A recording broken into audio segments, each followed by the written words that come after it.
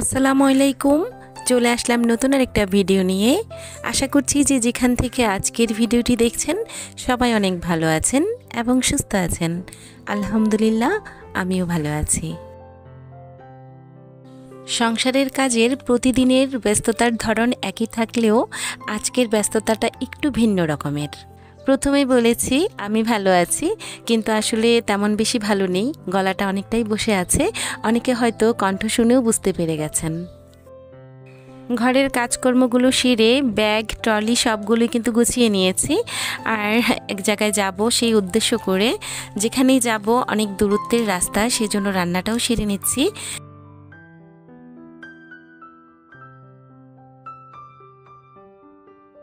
যখনই লং জার্নিতে যাই তখনই চেষ্টা করি ঘর থেকে রান্না করে নিয়ে যাওয়ার জন্য।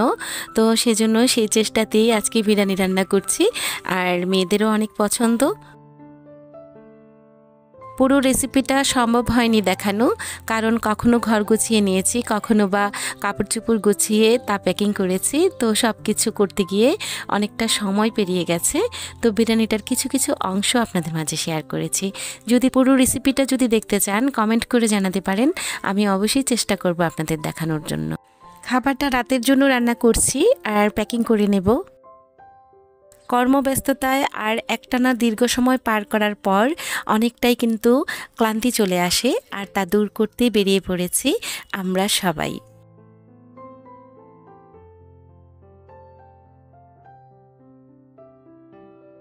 এই মুহূর্তে আমরা আছি কমলাপুর রেল স্টেশনে। তো আমাদের ট্রেনটা এখনও আসেনি, সেজন্য আমরা স্টেশনে অপেক্ষা করছি।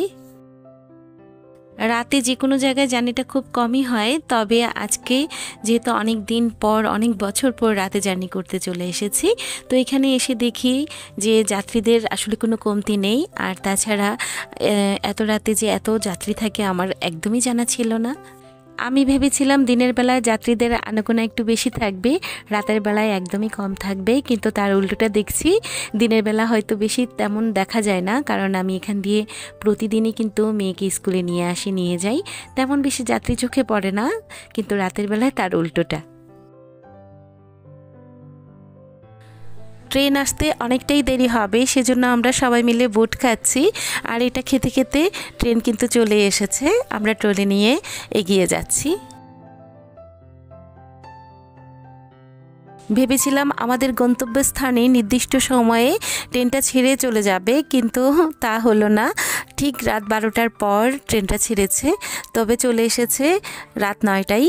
তো আমরা কিন্তু ট্রেনের মধ্যে বসেছিলাম প্রায় 2 ঘন্টা। ট্রেনের যাবতীয় কাজকর্মগুলো শেষ করে চেক আপ করে তারপর ছাড়তে ছাড়তে 12:30টার মতো বেজে গেছে। 8 ঘন্টা জার্নি করার পর সকাল 8টার পরপরই আমরা পৌঁছে গেছি। তো কোথায় আছি এতক্ষণে নিশ্চয়ই বুঝে গেছেন।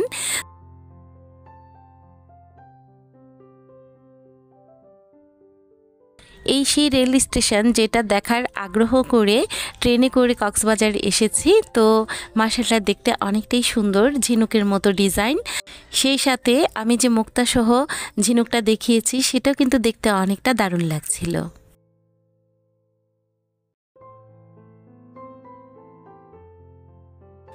হোটেলে উঠতে আমাদের কিছুটা সময় নিয়েছে, কারণ চেক আউট টাইমটা হচ্ছিল 12টায়।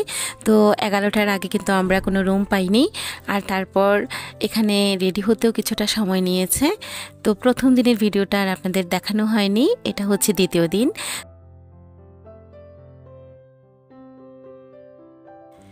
এই তো ঐশীকে রেডি করে নিয়েছি, আর সেই সাথে নাবিহার পিনগুলো একটু ঠিক করে দিচ্ছি। আর আমরা সবাই রেডি হয়েছি। সকালের নাস্তাটা এখনও করিনি, সকালের নাস্তাটা হোটেলেই করে নেব।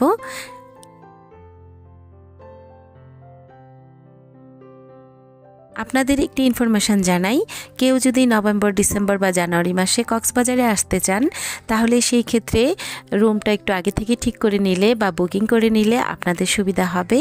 না হয় এখানে এসে একটু কষ্ট করতে হবে। তবে যদি সরাসরি নেন তাহলে কস্টিং খরচটা একটু কম পড়বে, আর নির্দিষ্ট জায়গা থেকে যদি আগে থেকে বুকিং করা হয় সেক্ষেত্রে একটু বেশি পড়বে। এখানে এসে সব কিছু ভালো লাগুক বা না লাগুক, তবে খাবারটা ভালো লেগেছে এ কথা বললে কিন্তু ভুল হবে, কারণ খাবারটা একদমই তেমন বেশি ভালো ছিল না, ভালো মানের ছিল না। তো আমরা যে রুটি সবজি ভাজি খেয়েছি বা ডাল ভাজি খেয়েছি সেটা কিন্তু তেমন বেশি সুস্বাদু না, রুটিটাও তেমন বেশি ভালো লাগেনি, তো তারপরেও খেতে হবে সেজন্য খাওয়া। হোটেল থেকে নাস্তা করে বেরিয়ে তারপর আরেকটি জায়গায় ঘোরার উদ্দেশ্য করে রওনা দিয়েছি। তো তারপর চলে এসেছি হচ্ছে ৬ নম্বর ঘাটে, যেখান থেকে সরাসরি চলে যাব মহেশখালীতে।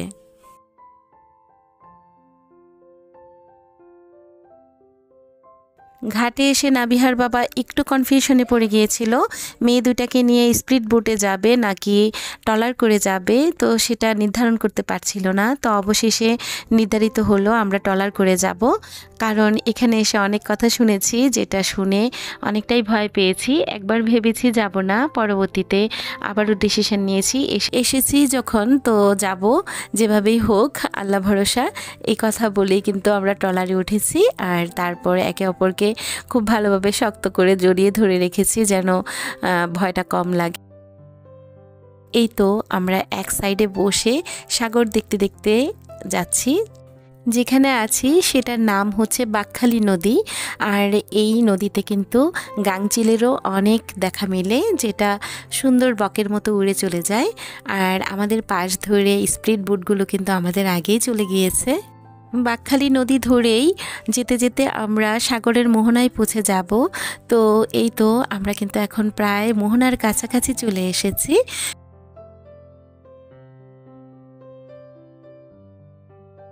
শুভ্র মেঘ আর সাগরের বিশালতা উপভোগ করতে করতে আমরা পৌঁছে গেছি প্রায় মহেশখালী দ্বীপের কাছাকাছি। তবে এটি কিন্তু অন্য একটি ঘাট, যেখানে অন্যান্য যাত্রীদের নামিয়ে দিয়ে আমাদেরকে নিয়ে যাবে আরেকটি ঘাটে। যারা যারা আমাদের মতো ঘুরতে এসেছে তাদেরকে ওই ঘাটে নামানো হবে, আর যারা মহেশখালীর বাসিন্দা তাদেরকে এই ঘাটে নামিয়ে দিচ্ছে। তো ট্রলারটা ঘুরিয়ে নিয়ে তারপর আবারও অন্য ঘাটের দিকে রওনা করেছে। এই তো এর মধ্যে কিন্তু এই ঘাটে অনেক বেশি স্পিড বোট চলাফেরা করছে তা দেখতে পেয়েছি। আমার মনে হয় কক্সবাজারের সঙ্গে মহেশখালীর যে সংযোগ সেটা কিন্তু একমাত্র যাত্রার পথ বা যোগাযোগের রাস্তা হচ্ছে এই ট্রলার কিংবা স্পিড বোট। আমি এবং নাবিহা ট্রলারের একদমই সামনের সাইডে বসেছি। যখনই স্পিডবোট পাশে দিয়ে যায় তখনই ঢেউগুলো এসে ট্রলারের গায়ে ধাক্কা লাগে। তো তার পরপরই কিন্তু এত বেশি পানি ছিটকে এসে গায়ে পড়ে, আমরা কিন্তু ভিজে গিয়েছি। একদিকে সাগর আর অন্যদিকে পাহাড়, সেজন্য মহেশখালী দ্বীপকে কিন্তু পাহাড়ি দ্বীপও বলে থাকে। তো সাগরের এই বিশালতা আর পাহাড়ি রূপ সবাইকে কিন্তু মুগ্ধ করবে, আমাকেও করেছে। আমরা যখন 3 জন ছিলাম তখন নাবিহার বয়স ছিল মাত্র 3 বছর। তো সেই সময় আমি একবার মহেশখালীতে এসেছি। তো তখন নাবিহাকে কুলে নিয়ে হাঁটতে হয়েছে, অনেকখানি জায়গা ঘুরতে হয়েছে। তো সেই দিনটির কথা কিন্তু আজ আমার ভীষণ মনে পড়ছে। এই যে মোটা লাঠির মতো দেখছেন, এগুলো কিন্তু বাঁশ, অনেক মোটা মোটা বড় বড় বাঁশ, যেগুলো আমি প্রথম দেখেছি। তো এই বাঁশগুলো দিয়ে কিন্তু আমরা এখন নেমে উপরের দিকে উঠে যাব, আর ওঠার পরই এই ব্রিজটা। সাগরে যখন জোয়ার আসে তখন এখানে অনেক বেশি পানি হয়, তো স্পিড বোট কিংবা ট্রলারগুলো তখন এই ব্রিজের যে সিঁড়িগুলো আছে সেই সিঁড়িতে নামতে হয়। আর এখন বড় বড় বাঁশ দিয়ে সুন্দরভাবে মাচা করে রেখেছে, যেগুলো দিয়ে আমরা উপরে উঠে আসতে পেরেছি। সাগরের সাথে মিলে যাওয়া এই ব্রিজটা অনেকটাই বড়, যেটা পাড়ি দিতে আমাদের অনেক সময় লেগে গেছে। তাছাড়া ঐশী ছোট বলে আমি একটু আস্তে আস্তেই হেঁটে গেছি, নাবিহা এবং নাবিহার বাবা একদমই সামনের দিকে চলে গেছে। ব্রিজের অর্ধেক পর্যন্ত এসে দেখি এখানে সিঁড়ি করা আছে, যেখানে অনেকে এসে ছবি তুলছে। তো আমিও কিন্তু তা মিস করিনি, নাবিহা, আমি, ঐশী, আমরা 3 জনই এখানে দাঁড়িয়ে ছবি তুলেছি।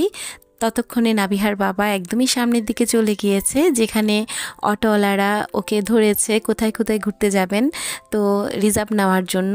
তো এখানে যারাই ঘুরতে আসে, তো এখানের স্থানীয় অটোওয়ালারা মনে করে সবাই বোকা, এরকম চিন্তাভাবনা করেই অনেক টাকা পয়সা চেয়ে বসে যে আমি পুরো এলাকাটা জুড়ে ঘুরিয়ে দেখাবো, তার জন্য অনেক টাকা দাবি করে ফেলে। তো এখানে যারা আসবেন তারা অবশ্যই মাথায় এটা রেখেই তারপর দাম দর করে অটোগুলোতে উঠবে, এতে করে কিন্তু আপনাদের ঘুরতে সুবিধা হবে।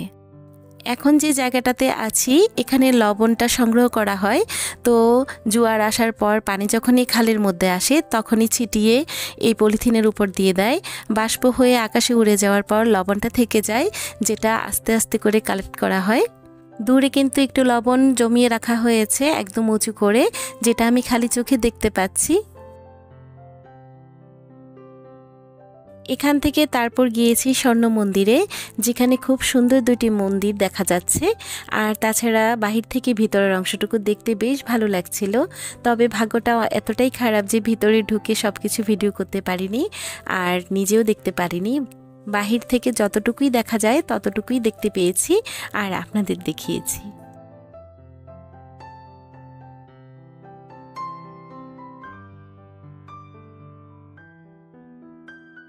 এরপর চলে এসেছি যেখানে শুটকি তৈরি করা হয় সেখানে। তো এখানে এসে দেখি অনেক রকমের সাগরের মাছ শুটকি করার জন্য রোদে শুকিয়ে নিচ্ছে, আর কিছু কিছু মাছ কিন্তু এখনও কাঁচা আছে। মাচার উপর অনেক ধরনের মাছ দিয়ে রেখেছে, তো আমি হাত দিয়ে একটি মাছ ধরে দেখে নিয়েছিলাম যে কতটা শুকিয়েছে।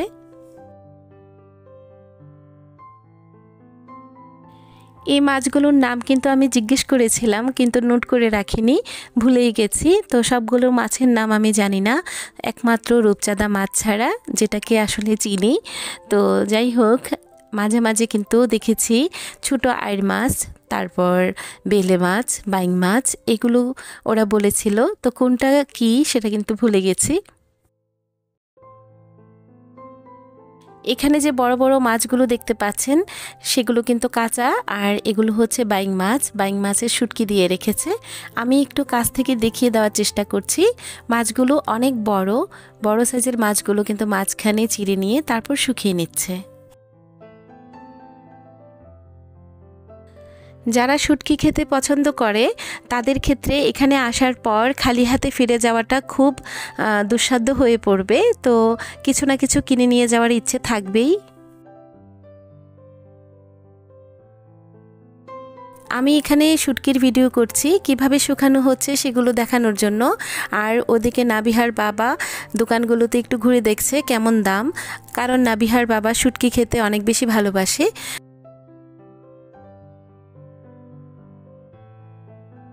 তার পাশে একটি মন্দির আছে যেখানে ঢুকতে দেওয়া হয়নি, তো আমি বাহির থেকে একটু ভিডিও করে আপনাদের দেখিয়ে দিচ্ছি। মহেশখালীতে যতগুলো মন্দির দেখেছি সবগুলোই বৌদ্ধ মন্দির ছিল, তো এগুলো দেখে কিন্তু ভালোই লেগেছে। যখনই ভিতরে প্রবেশ করতে গিয়েছি তখনই কিন্তু ভিতর থেকে লোকজন এসে আমাদেরকে বের করে দিয়েছে, ভিতরে ঢোকা একদমই নিষেধ। তো পরিস্থিতির কারণে এখন এগুলো ভিজিট করা যাচ্ছে না। এর পাশেই অনেক বড় একটি শুটকির দোকান আছে, তো এর মধ্যে নাবিহার বাবা আগে থেকেই যাচাই বাছাই করার জন্য চলে গিয়েছে, তো তার পিছন পিছন ঐশী আর নাবিহাও যাচ্ছে। তো ওখানে গিয়ে ওরা দাঁড়িয়ে গেছে, তার কারণ হচ্ছে ঐশী অনেকটাই ভয় পেয়ে গেছে। এখানে এত বড় বড় মাছের শুটকি ছিল যেগুলো দেখে ঐশী ভয় পেয়েছে। তো আমি ওর হাত ধরে তারপর ভিতরে নিয়ে এসেছি, আর আপনাদের দেখিয়ে দিচ্ছি এই দোকানটাতে কত বেশি শুটকি রয়েছে, যেগুলো আসলে মানুষ একের পর এক এসে কিনে নিয়ে যাচ্ছে। প্রতিটি ভালো লাগার মুহূর্তগুলো আপনাদের মাঝে শেয়ার করাই হচ্ছে আমার আনন্দের একটি ব্যাপার। তো যদি আপনাদের ভালো লাগে চ্যানেলটিকে সাবস্ক্রাইব করে পাশে থাকা ছোট্ট বেল আইকনটি প্রেস করে আমার সঙ্গে থাকবেন। এখানে এসেছি প্রায় 1 ঘন্টার উপরে হয়ে গেছে, কিন্তু নাবিহার বাবা এখনো পর্যন্ত শুটকির দাম দর করেই যাচ্ছে। এক এক দোকানে এক এক দাম, সেজন্য একটু ভাবছে আর সেই সাথে কোয়ালিটিটাও চেক করছে। এখান থেকে আরও কয়েকটি জায়গায় ঘুরতে গিয়েছি, তো সেখানে আর ভিডিও করা হয়নি কারণ ভিতরে প্রবেশ করতে দেয়নি, তো এজন্য আর করা হয়নি আর কি। আজকের মতো তাহলে এখানেই বিদায় নিচ্ছি। সবাই ভালো থাকবেন, সুস্থ থাকবেন, আবারও দেখা হবে নতুন কোনো ভিডিওতে। আল্লাহ হাফেজ।